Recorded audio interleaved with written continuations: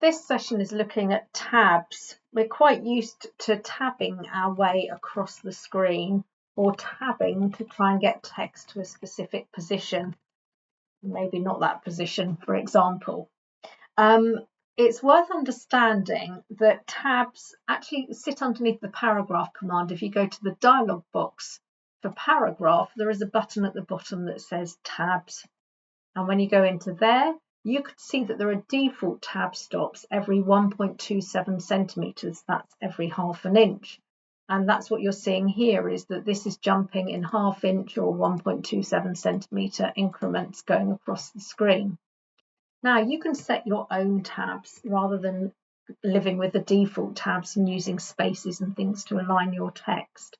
And the way you do that is by using the tab stop box, which is just at the left-hand side of the screen. So do you see this little L over here? When I hover over it, it is saying left tab underneath my mouse. If you click in the ruler, say at 4 centimeters, for example, it will set a left tab at 4 centimeters. And if I tab into that point, it will take me straight there. That overrules the default stops, but the subsequent ones continue again. If you click on that tab stop box, it changes to an upside down T, which when you hover over it says center tab. Again, very difficult to see underneath my mouse. But if you click at the 8 centimeter point, for example, you'll get an upside down T on the ruler there. And you can tab into that point, and whatever you type there will center around that tab point. Incidentally, you can see me clicking on the tab here and holding my mouse. That's also how you can move it left or right, or to a different position if you wanted to. And the way to remove it would be to click on it and pull it down from the ruler, then it disappears. So I need to set another center tab at that point.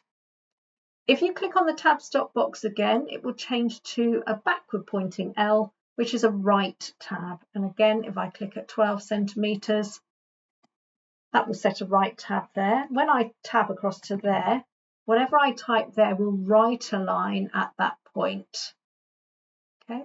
And the next type of tab, the last type of tab, is like an upside down T with a full stop after it, and it's called a decimal tab. I'm going to set that at 15. Now, this sort of aligns the decimal point. If I type 15.00, but it isn't actually running through the decimal point. It's used for lining up numbers, and it will align the units figure. So it's right aligning the 5 of 15 there.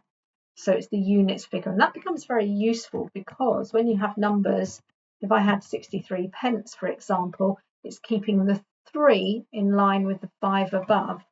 Or if I had 10 million, which doesn't quite fit, I'll put 10 mil, it will keep the 10 in line as well. So those are ways of aligning things. Now, it's also useful to use the tab dialog box here. If you double click on any of those tabs, it should bring up the tab dialog box. If you struggle to get in that way, don't forget that you can go to the paragraph dialog box and click on tabs at the bottom. It takes you to exactly the same point.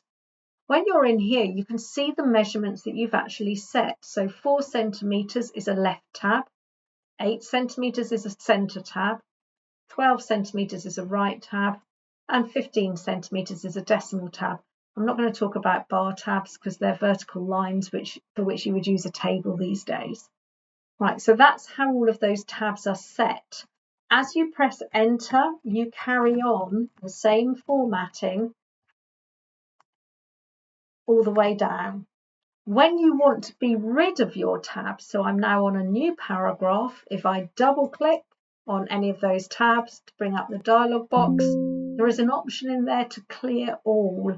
And once you clear all, they all disappear for this paragraph, the current paragraph, and then we're back to the 1.27 defaults all the way across.